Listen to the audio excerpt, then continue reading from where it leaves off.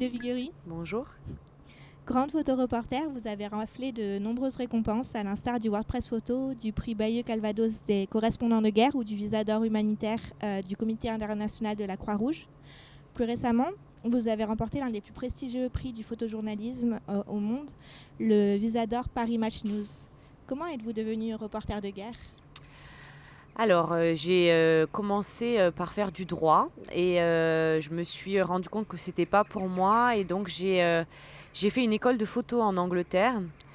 Et dans cette école de photo, à un moment, il fallait faire un stage dans un journal local. Donc j'ai fait un stage au Lincolnshire Echo. Et ils m'ont envoyé en Afghanistan pendant mon stage et j'ai eu un vrai coup de cœur pour ce pays. J'ai eu l'impression de faire un voyage dans le temps. Et j'ai su que j'étais, à ma place et que c'était ça que je voulais faire, photo-reporter de guerre, enfin ou de conflit en tout cas. Confirme, d'accord. Et comment vous qualifiez vos missions au quotidien ? Vous voulez dire mes reportages ? Ouais, c'est dans le but d'informer, de sensibiliser.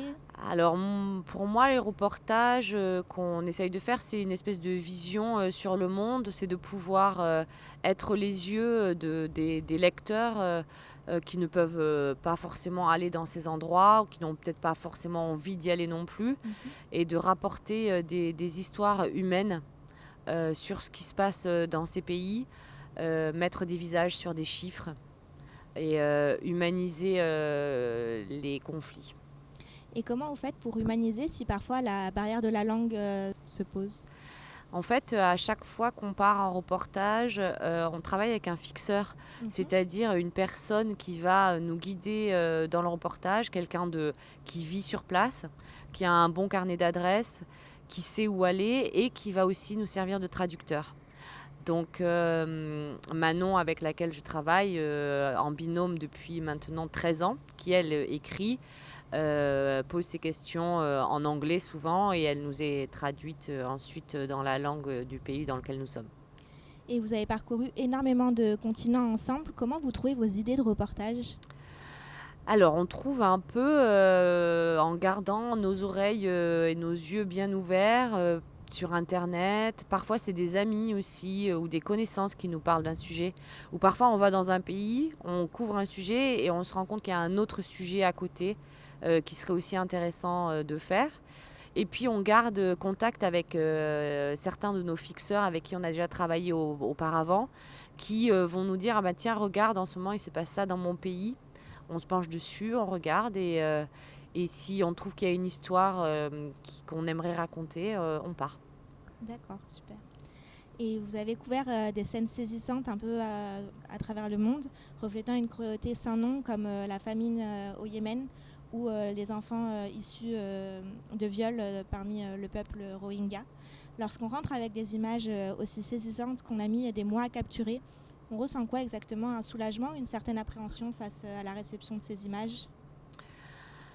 Alors en fait, c'est surtout sur le moment, c'est toujours des photos qui sont assez dures à prendre, notamment vous parliez des femmes Rohingyas qui avaient des bébés issus de viols qui arrivaient et qui étaient rejetés par la communauté Rohingya.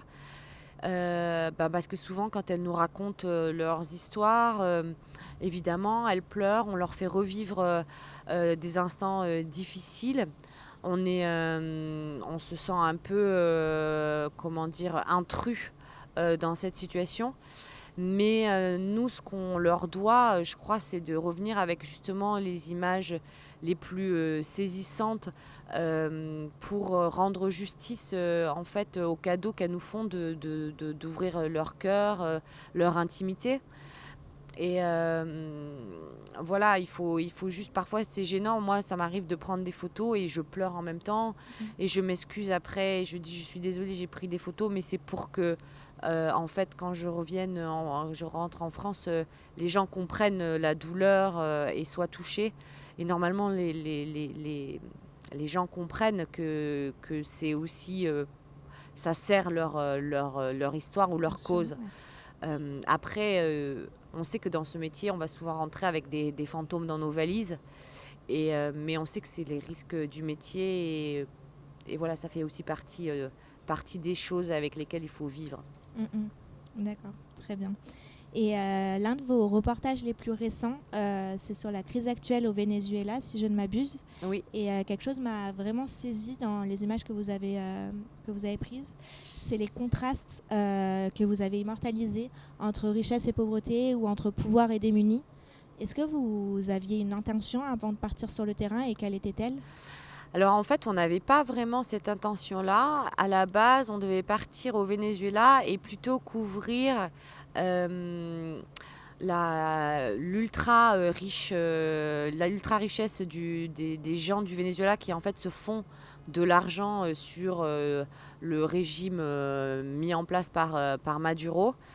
Mais une fois sur place, on s'est rendu compte que c'était plutôt un pays à deux vitesses avec l'effacement presque d'une classe moyenne où maintenant on est soit très riche quand on adhère au système, soit très pauvre. Et du coup, on a un peu changé notre fusil d'épaule en cours de reportage en se disant que la réalité que nous, on voyait, qu'on avait vécu, c'était vraiment ce décalage entre ces très pauvres et ces très riches. Et c'est pour ça qu'on a décidé de jouer le contraste pour montrer ce pays à deux vitesses, en fait. D'accord. Et ça vous arrive parfois, voire souvent, de changer d'angle au niveau d'un reportage ? Oui, ça nous arrive parce que en fait, le reportage, on le prépare de France. On essaye de parler avec un maximum d'interlocuteurs quand on peut. Mais après, on est là pour rapporter une situation réelle et authentique. Et donc, il ne faut pas rester enfermé dans l'angle sur lequel on a vendu le sujet. Il faut aussi savoir, à un moment, prendre un peu de recul et se dire, attends, la réalité, c'est ça. Et donc, adapter notre reportage à la réalité. Parce qu'en fait, c'est pour ça qu'on est des reporters de terrain ou qu'on est envoyés là-bas. D'accord. Vous avez évoqué tout à l'heure l'Afghanistan, donc, que vous avez arpenté pendant 3 ans. C'est un pays qui vit actuellement une période décisive dans son histoire entre les prochaines élections présidentielles, le retrait des troupes américaines, ou des attaques ciblées notamment envers l'éducation des jeunes filles, ou encore même les réfugiés climatiques qui se multiplient. Comment vivez-vous cela et est-ce que vous pensez retourner sur le terrain un jour ?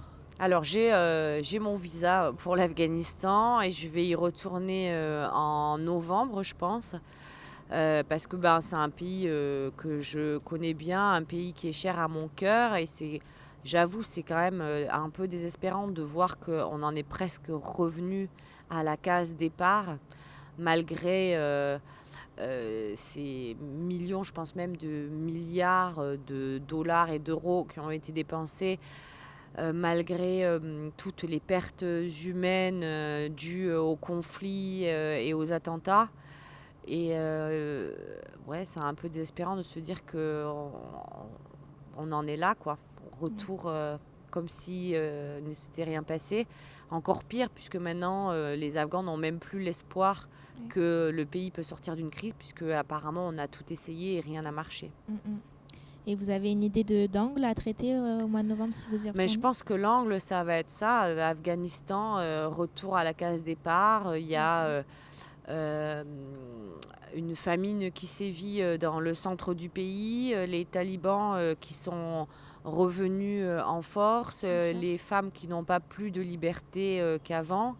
Les militaires qui repartent, mais après avoir accompli quoi finalement ? Voilà. D'accord. Et dans ces cas-là, quand vous avez une idée de projet comme celui-ci, vous le proposez à des rédactions. Comment ça marche avec votre binôme Manon ? Oui, en fait, une fois qu'on a trouvé une histoire et un angle qui nous intéresse, qui soit autant visuel qu'intéressant aussi en texte, on approche les rédactions en leur proposant un synopsis, en fait, où on écrit en quelques lignes ce qu'on voudrait ramener. Et à partir du moment où la rédaction valide, débloque un budget de production pour qu'on puisse partir, c'est-à-dire le voyage, le prix du fixeur, les hôtels et tout, et on part. D'accord. Et vous avez couvert différentes zones de conflit tout au long de votre carrière. Vous avez remarqué des similitudes entre elles ou pas forcément ? Oui, bien sûr, il y a des similitudes qui sont des grands clichés, mais qui sont vrais. C'est toujours les civils qui payent et qui trinquent, et encore plus souvent les femmes et les enfants. Après, on ne peut pas dire que tous les conflits se ressemblent, mais les victimes sont souvent les mêmes. D'accord. Ouais. Et comment vous travaillez avec Manon? Vous échangez des informations ou vous construisez vraiment le projet de A à Z ensemble?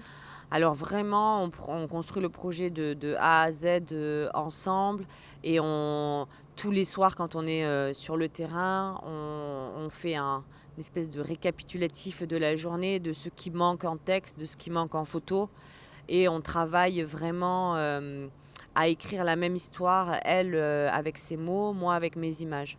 D'accord. Donc Véronique, vous êtes photoreporter et femme. Est-ce que est-ce que c'est un avantage d'être femme finalement dans ce milieu? Oui, en fait, tout à fait, c'est un atout d'être femme dans ce milieu, parce que déjà dans certains pays, notamment au Moyen-Orient, on a un accès privilégié aux femmes, quand même la moitié de l'humanité. Et ensuite, une femme est beaucoup moins menaçante ou représente beaucoup moins un danger. Donc les gens sont beaucoup plus ouverts, beaucoup plus tranquillisés par notre présence. Et d'autre part, ça nous permet de voyager très discrètement, cachés sous une burqa ou un tchadri ou un voile. D'accord, ok. Et est-ce que vous avez remarqué des changements dans la façon dont votre travail est perçu et ou reçu en tant que femme, justement, photoreporter?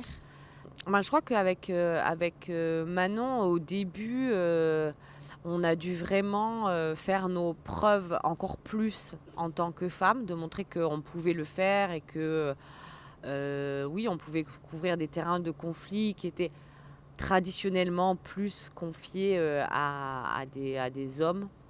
Mais je crois que finalement, on a fait nos preuves, et donc on n'a plus du tout de problème avec les rédactions à partir. Après, je crois qu'on a une façon peut-être très féminine de traiter les histoires et les sujets, on n'a peut-être pas les mêmes focus que si on était des hommes, mais tant mieux. D'accord. Et quand c'est sur le terrain, ça se retranche avec ce que vous disiez précédemment? On se méfie, entre grands guillemets, pas forcément de vous Oui, c'est beaucoup plus facile, parce que je pense qu'effectivement, on se méfie beaucoup moins de nous. Et moi, je dis souvent, on est un peu comme un troisième sexe, quoi. On n'est pas des femmes telles qu'ils imaginent, on n'est pas non plus des hommes, on est une espèce d'ovni au milieu, mais c'est une position finalement assez confortable. D'accord, tant mieux alors. Ouais. Et votre description Twitter, dites-vous que vous êtes fearless, intrépide. Vous entretenez quelle relation avec la peur au quotidien ou Mais sur en le terrain? fait, moi, la peur, c'est une amie, hein. La peur, elle me permet d'être beaucoup plus concentrée, beaucoup plus intense, beaucoup plus attentionnée. Et je ne sais pas si ça a toujours été ça ou si j'ai réussi à l'apprivoiser, mais euh, pour moi, la peur n'est pas désagréable, au contraire. D'accord. C'est plutôt une force? Euh, une alliée certainement, et une force, oui, peut-être, ouais. Peut-être aussi. D'accord. Et pour finir cette interview, vous avez quoi comme projet? Quelles aspirations pour demain? En reportage pour demain. Oui. Pour la semaine prochaine, je pars en Amazonie avec Manon, D'accord. et on va faire un sujet sur une tribu d'Indiens qui a décidé de prendre les armes pour se battre contre ceux qui détruisent leur forêt. Mhm. Et qui vont protéger leur territoire avec les petits moyens qu'ils ont, des arcs, des flèches et quelques vieux fusils. Super. Merci beaucoup. Merci à vous.